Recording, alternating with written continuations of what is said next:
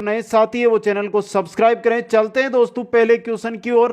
पहला क्वेश्चन आपकी स्क्रीन पे दोस्तों, व्यक्तित्व को शारीरिक संरचना के आधार पर किसने वर्गीकृत किया? दोस्तों, व्यक्तित्व को शारीरिक संरचना के आधार पर किसने किया था? क्रेचमर ने वर्गीकृत किया था। तो व्यक्तित्व को शारीरिक संरचना के आधार पर किसने? क्रेचमर ने वर्गीकृत किया। नेक्स्ट क्वेश्चन, क्वेश्चन नंबर 2 है, कौन सा क्रेचमर के शरीर प्रकार का वर्गीकरण नहीं है? पिकनिक, एथलेटिक, कोलेरिक व एस्थेनिक। इनमें से पूछा है क्रेचमर के जो शरीर प्रकार का वर्गीकरण है वो कौन सा नहीं है? इनमें से कोलेरिक नहीं है, बाकी तीनों है दोस्तों।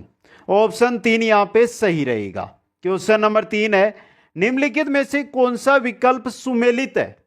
जो सुमेलित है वो बताना है दोस्तों। यहां पर देखिए सुमेलित है आपका जीन पियाजे विकासात्मक मनोविज्ञान, यह आपका क्या है? यहां पे सुमेलित है दोस्तों। ऑप्शन 3 यहां पे सही रहेगा। क्वेश्चन नंबर 4 है, भारतीय चिकित्सकों यानी फिजिशियन के अनुसार व्यक्तित्व के 3 अवयव पीत यानी बाहिल, वात, वायु और कफ यानी मयूकस है। व्यक्तित्व का यह वर्गीकरण कहलाता है, व्यक्तित्व का यह वर्गीकरण कहलाता है, क्या कहलाता है? शील गुण सिद्धांत कहलाता है। क्या कहलाता है? शील गुण सिद्धांत। क्वेश्चन नंबर 5 में चलिए, हार्वर्ड गार्डनर के बहुबुद्धि सिद्धांत के अनुसार तार्किक गणितीय बुद्धि वाले एक व्यक्ति की क्या विशेषताएं हो सकती है? तार्किक गणितीय बुद्धि वाले एक व्यक्ति की क्या विशेषताएं हो सकती है? देखिए, पैटर्न को खोजने की एवं तर्क की लंबी श्रृंखला को हल करने की क्षमता और संवेदनशीलता। ऑप्शन 4 यहां पे सही रहेगा। क्वेश्चन नंबर 6 में चलिए, एक बालक बुद्धि में औसत उपलब्धि अभिप्रेरणा में उच्च व सृजनात्मकता में निम्न और सामाजिक विकास में औसत है, यह किसका उदाहरण है? एक बालक है जो बुद्धि में औसत है, उपलब्धि अभिप्रेरणा में उच्च है, सृजनात्मकता में निम्न है, सामाजिक विकास में औसत है, तो यह किसका है? मापनीय व्यक्तिक भिन्नता है दोस्तों। ये क्या है? मापनीय व्यक्तिक भिन्नता। क्वेश्चन नंबर 7 में चलिए, निम्नलिखित में से व्यक्ति की कौन सी विशेषता सांवेगिक बुद्धिमान व्यक्ति की विशेषताओं में सम्मिलित नहीं है? कौन सी विशेषताएं हैं व्यक्ति की जो सांवेगिक बुद्धिमान व्यक्ति की विशेषताओं में सम्मिलित नहीं है? इनमें से देखिए, संवेगों की अभिव्यक्ति पर नियंत्रण रख पाना, न रख पाना, यह सम्मिलित नहीं है दोस्तों। 4 नंबर ऑप्शन यहां पे सही रहेगा। क्वेश्चन नंबर 8 है, रमन एवं अनमोल की एक ही बुद्धि लब्धि है। रमन और अनमोल की बुद्धि लब्धि एक ही है जो 120 है। रमन अनमोल से 2 वर्ष छोटा है। जो रमन है वो अनमोल से 2 वर्ष छोटा है। अब अनमोल कितने का है? 12 वर्ष। अब देखिए, रमन अनमोल से 2 है तो 10 वर्ष का है, तो रमन कितने का हो गया? यहां पे 10 वर्ष का हो गया। अब पूछा क्या है यहां पे? तो उनकी मानसिक आयु क्या है? यदि अनमोल 12 वर्ष का है तो रमन की मानसिक आयु क्या है? मानसिक आयु क्या होगी किसकी? रमन की 10 की है, बुद्धि लब्धि 120 है, तो कितनी हो जाएगी? 12 वर्ष। ऑप्शन 1 आपका सही रहेगा। क्वेश्चन नंबर 9 में चलिए, भाटिया बुद्धि परीक्षण का प्रयोग किस आयु वर्ग के बालक पर करते हैं? भाटिया बुद्धि परीक्षण का प्रयोग है किस आयु वर्ग के बालक पर करते हैं दोस्तों? किस पर करते हैं? 11 वर्ष से 16 वर्ष पर। ऑप्शन 1 सही रहेगा। क्वेश्चन नंबर 10 है, निम्न में से कौन सी बुद्धि गार्डनर के बहुबुद्धि सिद्धांत को प्रदर्शित नहीं करती है? इनमें से कौन सी बुद्धि है जो गार्डनर के बहुबुद्धि सिद्धांत को प्रदर्शित नहीं करती है? शारीरिक करती है, सांस्कृतिक बुद्धि ये नहीं करती है। 2 नंबर ऑप्शन सही रहेगा। क्वेश्चन नंबर 11 है, गिलफोर्ड के बुद्धि संरचना प्रतिरूप में प्राप्त योग्यताओं का निम्न में से किस क्रम में नामकरण किया गया है? किस क्रम में? संक्रिया, घटक, संघटक व उत्पाद। संक्रिया, संघटक व उत्पाद के रूप में। क्वेश्चन नंबर 12 में चलिए, हमारे पास बुद्धिमत्ता के लिए संस्कृति निष्पक्ष परीक्षण क्यों है? हमारे पास बुद्धिमत्ता के लिए संस्कृति निष्पक्ष परीक्षण क्यों है? क्यों है दोस्तों? बुद्धिमत्ता परीक्षण भाषा और शिक्षा के अंतर से मुक्त होने चाहिए, इसलिए। ऑप्शन एक और इंपॉर्टेंट क्वेश्चन है ये। क्वेश्चन नंबर 13 देखिए, बुद्धि के बारे में निम्नलिखित कथनों में से कौन सा अधिक उपयुक्त है? बुद्धि के बारे में इन कथनों में से कौन सा है जो अधिक उपयुक्त है? पहला देखिए, बुद्धि बहुआयामी है जिसमें परीक्षणों के द्वारा पूर्ण रूप से परिमेय की जाने वाली कई योग्यताएं शामिल है। पहला ही सबसे उपयुक्त कथन है दोस्तों यहाँ पे, तो एक नंबर ऑप्शन सही रहेगा। क्वेश्चन नंबर 14 है, निम्नलिखित में से बुद्धि की कौन सी श्रेणी हार्वर्ड गार्डनर द्वारा उनके बहुबुद्धि सिद्धांत में नहीं सुझाई गई? कौन सी दोस्तों? गणितीय, संगीत, अंतर्वैयक्तिक, व्यवहारिक कौशल, ये नहीं सुझाई गई। ऑप्शन 4 है जो आपका यहाँ पे सही रहेगा। क्वेश्चन नंबर 15 में चलिए, बहुबुद्धि मन के फ्रेम एंड ढांचे सिद्धांत के प्रवर्तक कौन थे? बहुबुद्धि मन के फ्रेम ढांचे सिद्धांत के प्रवर्तक कौन थे? हार्वर्ड गार्डनर थे। कौन थे? Harvard gardener. एक नंबर ऑप्शन आपका सही रहेगा। अगला क्वेश्चन और बहुत ही इंपॉर्टेंट क्वेश्चन आपके लिए, हार्वर्ड गार्डनर ने बहुबुद्धि सिद्धांत के अनुसार निम्नलिखित विशेषताओं से युक्त एक व्यक्ति की बुद्धि को किस प्रकार से वर्गीकृत किया जा सकता है? विशेषताएं देखिए, दूसरों को मनोदशा, स्वभाव, प्रेरणा तथा अभिप्राय को उचित तरीके से पता लगाने एवं प्रतिक्रिया करने की योग्यता। इस बुद्धि को हम क्या कहेंगे? अंतर्वैयक्तिक बुद्धि कहेंगे। क्या कहेंगे? अंतर्वैयक्तिक बुद्धि इसको कहेंगे दोस्तों। क्वेश्चन नंबर 17 है, व्यक्तित्व विविधताओं वाले बच्चों को पढ़ाने के लिए ऐसे विद्यालय होने चाहिए जहां, कैसे विद्यालय होने चाहिए? जहां विशिष्ट व्यक्तिगत विविधता वाले बच्चों को पढ़ाने के लिए प्रशिक्षित हो दोस्तों। 2 नंबर ऑप्शन सही रहेगा। क्वेश्चन नंबर 18 देखिए, निम्न में से कौन सा परामर्श का एक तत्व नहीं है? साक्षात्कार, विश्वास, वृत्तिक वृद्धि, ये नहीं है आपका। 3 नंबर ऑप्शन सही रहेगा यहाँ पे। क्वेश्चन नंबर 19 है, श्रवण में विकृति की माप की जाती है। श्रवण में विकृति की माप किसमें? डेसिबल के अंदर। किसमें की जाती है? डेसिबल के अंदर। क्वेश्चन नंबर 20 है, व्यक्तिगत विभिन्नता का सम्मान करते वक्त एक शिक्षक से क्या आशा नहीं की जा सकती? क्या आशा? बच्चों को स्वाध्याय के लिए छोड़ देना, यह आशा हम नहीं कर सकते एक अध्यापक से। 3 नंबर ऑप्शन आपका यहाँ पे सही रहेगा। क्वेश्चन नंबर 21 है, निम्न में से कौन सा सृजनात्मकता प्रक्रिया से संबंधित नहीं है? इनमें से कौन सा है जो सृजनात्मकता प्रक्रिया है उससे संबंधित नहीं है दोस्तों? देखिए कौन सा नहीं है। उद्भवन है, अभिप्रेरणा सृजनात्मकता प्रक्रिया से नहीं है आपका। आयोजन है, प्रबोधन है दोस्तों। 2 नंबर ऑप्शन सही रहेगा। क्वेश्चन नंबर 22 है, ब्रेल लिपि एवं टेप रिकॉर्डर किसके लिए शैक्षिक प्रावधान के रूप में प्रयुक्त किए जा सकते हैं? किसके लिए? दृष्टिबाधित विद्यार्थियों के लिए। किनके लिए?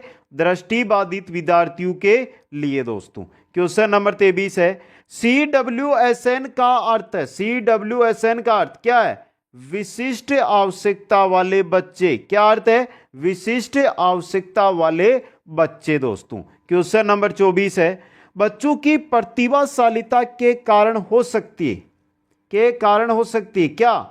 आनुवांशिकता और वातावरण के बीच अंतःक्रिया।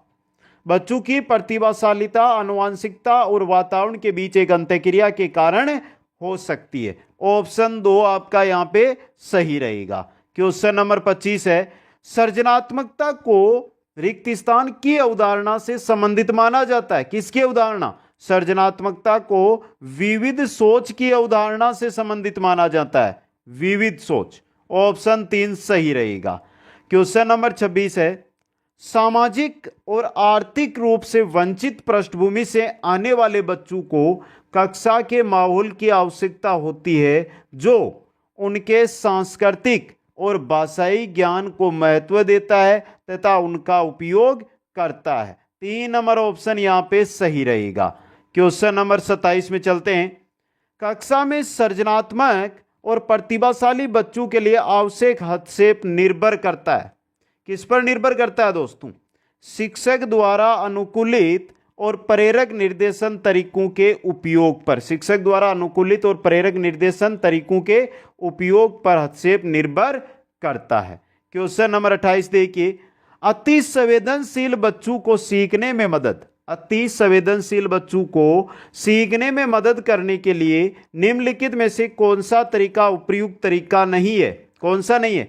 बेचैन होने पर अक्सर उन्हें फटकार लगाना, यह उचित तरीका नहीं है। ऑप्शन 1 आपका सही रहेगा। क्वेश्चन नंबर 29 है, निम्नलिखित में से कौन सा शेल्डन द्वारा प्रदत्त व्यक्तित्व का शरीर रचना सिद्धांत के वर्गीकरण का एक प्रकार नहीं है? आयताकार है, दुर्बल नहीं है, लंबाकृति भी है और गोलाकृति भी है। तो ऑप्शन 2 यहां पे सही रहेगा। शेल्डन द्वारा दिया गया व्यक्तित्व का शरीर रचना सिद्धांत का वर्गीकरण दुर्बल नहीं है यहां पे। क्वेश्चन नंबर 30 है, बेलक ने व्यक्तित्व मापन के लिए तैयार किए बालकों के प्रसंग बोध परीक्षण हेतु क्या आयु वर्ग रखा दोस्तों? क्या रखा? 3 से 10 वर्ष। बेलक ने 3 से 10 वर्ष आयु वर्ग रखा था। ऑप्शन 2 यहां पे सही रहेगा। क्वेश्चन नंबर 31 है, निम्नलिखित में से कौन सा घटक है जो क्लासिकल अनुबंधन सिद्धांत से संबंधित नहीं है? कौन सा घटक है जो क्लासिकल अनुबंधन सिद्धांत है उससे संबंधित नहीं है दोस्तों? कौन सा नहीं है? उत्तेजन, विलोपन, स्वतः पुनर्लोभ डालना, ये नहीं है। 4 नंबर ऑप्शन आपका सही रहेगा, पुनर्लाभ होगा यहां पे। क्वेश्चन नंबर 32 है, निम्नलिखित में से कौन सा जोड़ा मूल प्रवृत्ति संवेग के अनुरूप सही नहीं है? जैसा कि मैकडूगल ने उल्लेख किया यहां पर, निर्वर्ती, घृणा, संतान कामना, वात्सल्य, शरणागति है, करुणा, युयुत्सा, बे युद्ध होता है यहां पे, ये गलत है आपका। 4 नंबर ऑप्शन यहां पे सही रहेगा। क्वेश्चन नंबर 33 है, अभिरुचि, अभिवर्ती, उपलब्धि तथा लिंग कौन सी विभिन्नताओं के क्षेत्र है?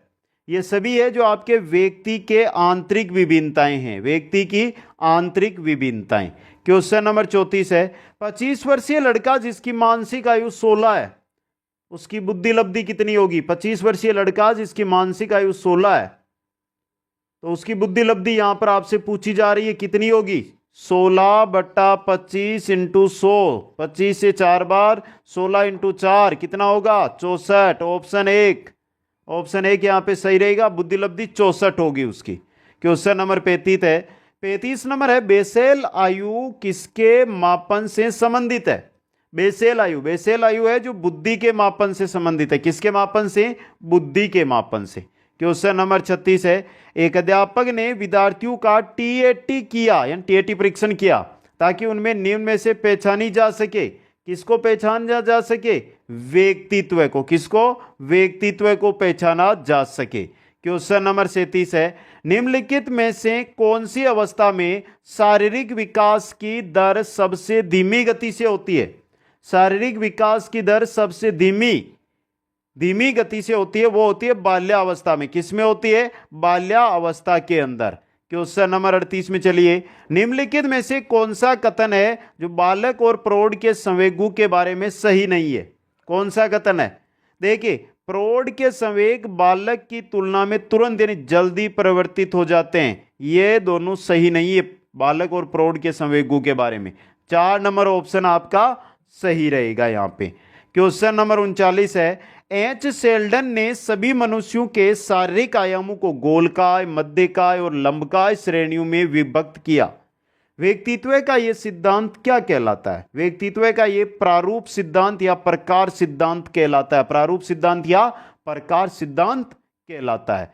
क्वेश्चन नंबर 40 है, व्यक्ति के व्यक्तित्व का अध्ययन करने की वह प्रविधि जिसके द्वारा उसकी जीवन शैली, व्यवहार, तौर तरीकों, विचारों और भावनाओं का अवलोकन किया जा सकता है, वो कौन सी है? व्यक्तिक अध्ययन है दोस्तों। कौन सी है? व्यक्तिक अध्ययन है।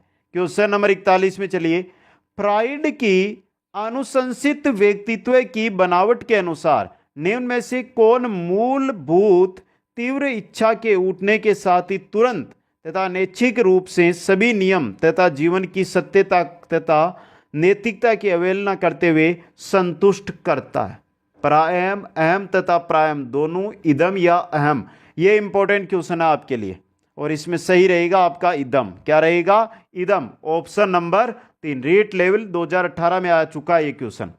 क्वेश्चन नंबर 42 देखिए, मनोविश्लेषण का मानना है कि एक प्राथमिक साधन है जिसके द्वारा ईगो इड पर आच्छद रखता है, ये कहलाता है।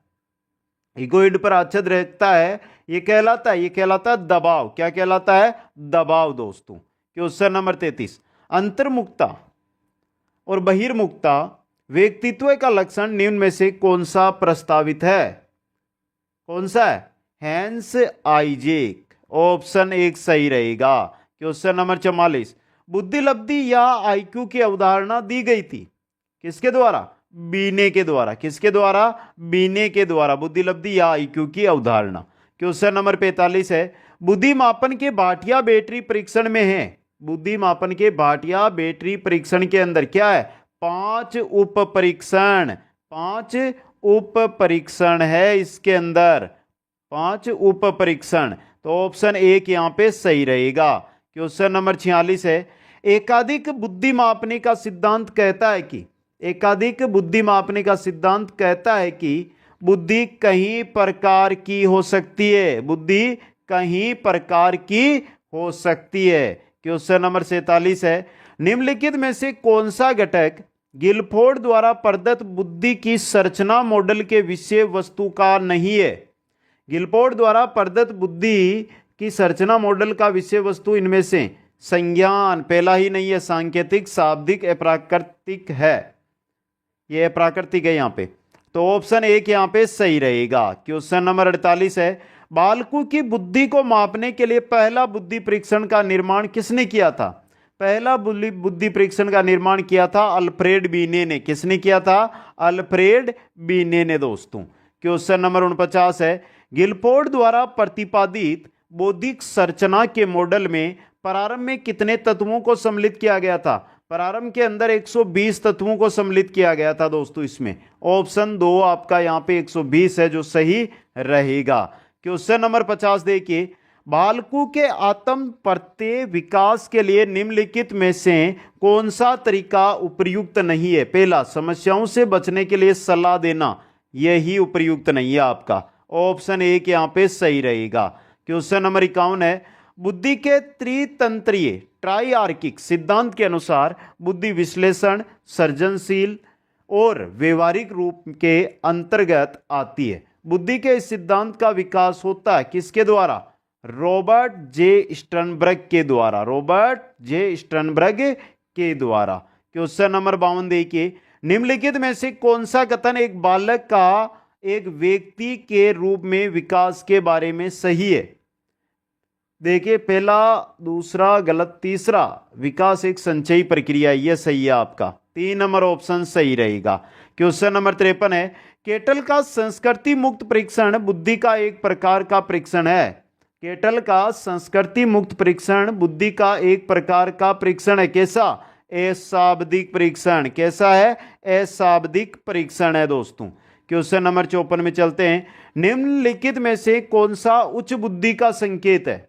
उच्च बुद्धि का संकेत देखिए, एक उच्च बुद्धि का संकेत, समान गलतियों को किसी कार्य के पश्चात पृष्ठ पोषण का अवसर मिलने पर दोबारा नहीं करना, यह है दोस्तों उच्च बुद्धि का संकेत। क्वेश्चन नंबर 55 है, सूचना प्रक्रमण सिद्धांत बुद्धि को विभिन्न आधारभूत कौशलों विभक्त करने के लिए जाने जाते हैं, जिसे लोग सूचना प्राप्त करने, प्रक्रमण करने तथा तर्क देकर समस्या समाधान के लिए उपयोग करते हैं। इस तरह के सिद्धांत का प्रतिपादन करने हेतु श्रेष्ठ किसे माना गया है? किसको माना गया है? रॉबर्ट स्टर्नबर्ग को। रॉबर्ट स्टर्नबर्ग को दोस्तों। क्वेश्चन नंबर 56 में चल दिए, यदि पूनम की कालानुक्रमिक आयु या उम्र तथा मानसिक उम्र 9 साल है, कालक्रमिक उम्र यानी वास्तविक आयु और मानसिक आयु 9 साल है, तो उसकी बुद्धि लब्धि का वर्ग कैसा होगा? उसकी बुद्धि लब्धि कैसी होगी दोस्तों? औसत बुद्धि लब्धि होगी। 3 नंबर ऑप्शन सही रहेगा। क्वेश्चन नंबर आपका 57 देखिए, हार्वर्ड गार्डनर का कहना है कि कई प्रकार की बुद्धि या दिमाग के फ्रेम होते हैं गार्डनर का कहना है कि कई प्रकार की बुद्धि या दिमाग के फ्रेम होते हैं, उसके द्वारा सुझाई गई बुद्धि की श्रेणी कौन सी है इनमें से? इनमें से है प्रकृतिवादी कौशल। कौन सी है? प्रकृतिवादी कौशल। क्वेश्चन नंबर 58, बुद्धि परीक्षणों का उपयोग किया जाता है सामान्य अधिगम तत्परता मापन के लिए, मानसिक स्वास्थ्य पहचानने के लिए, शैक्षिक और व्यवसायिक निर्देशन के लिए, उपर्युक्त सभी के लिए। 4 नंबर ऑप्शन सही रहेगा। क्वेश्चन नंबर 59 है, कौन सा व्यक्तिगत भिन्नताओं का कारण नहीं है? परिपक्वता, वंशानुक्रम, निर्देशन नहीं है व्यक्तिगत भिन्नताओं का कारण। 3 नंबर ऑप्शन सही रहेगा। क्वेश्चन नंबर 60 है, सृजनात्मकता मौलिक परिणामों को अभिव्यक्त करने की मानसिक प्रक्रिया है। यह कथन है, सृजनात्मकता है जो मौलिक परिणामों को अभिव्यक्त करने की मानसिक प्रक्रिया है। यह कथन करो एवं करो का है। किसका है? करो एवं करो का दोस्तों। क्वेश्चन नंबर 61 है, वह अधिगम जो अक्षम व्यक्तियों से संबंधित है, वह अधिनियम जो अक्षम व्यक्तियों से संबंधित है, PWD अधिनियम 1995 है वो। ऑप्शन 1 आपका सही रहेगा। क्वेश्चन नंबर 62, पिछड़े बच्चों के लिए शैक्षिक लब्धि की अवधारणा किसने दी? शैक्षिक लब्धि की अवधारणा पिछड़े बालकों के लिए दी थी सिरिल बर्ट ने। इसने दी थी सिरिल बर्ट ने दोस्तों। क्वेश्चन नंबर 63 है, अंतर्मुखी व्यक्तित्व एवं बहिर्मुखी व्यक्तित्व का वर्गीकरण किसने किया? अंतर्मुखी और बहिर्मुखी ये बताए थे जुंग ने। किसने बताए थे? जुंग ने बताए थे दोस्तों। अभी 63 क्वेश्चन हुए हैं, अभी और क्वेश्चन है तो बने रहिए, थोड़ा सा वेट कीजिए, पानी पी लेते दोस्तों।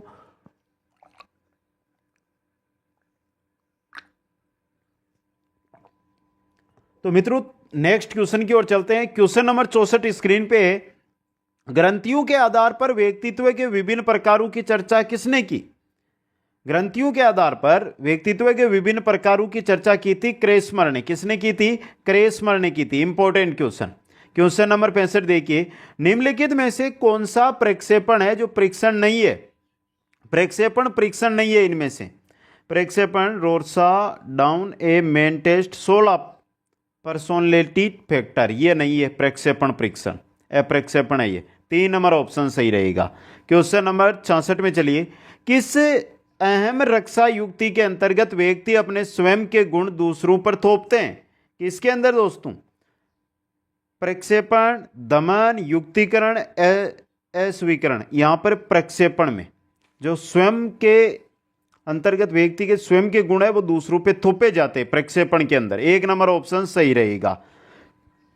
क्वेश्चन 67 है, क्रेसमर ने व्यक्ति को निम्न में से किस प्रकार से वर्गीकृत किया है? क्रिस्काय, सुडोलकाय, गोलकाय, तीनों प्रकार से किया है ये सभी। ऑप्शन 4 आपका यहां पे सही रहेगा दोस्तों। आगे चलिए, क्वेश्चन नंबर आ रहा है आपका 68, निम्न में से कौन सा शेष से भिन्न है? यानी कि इनमें से अलग कौन सा है वो बताना। TAT, 16 PF, रेवेन का परीक्षण, ड्रो ए मेन परीक्षण। यहां पे रेवेन का परीक्षण अलग है दोस्तों। 3 नंबर ऑप्शन आपका सही रहेगा।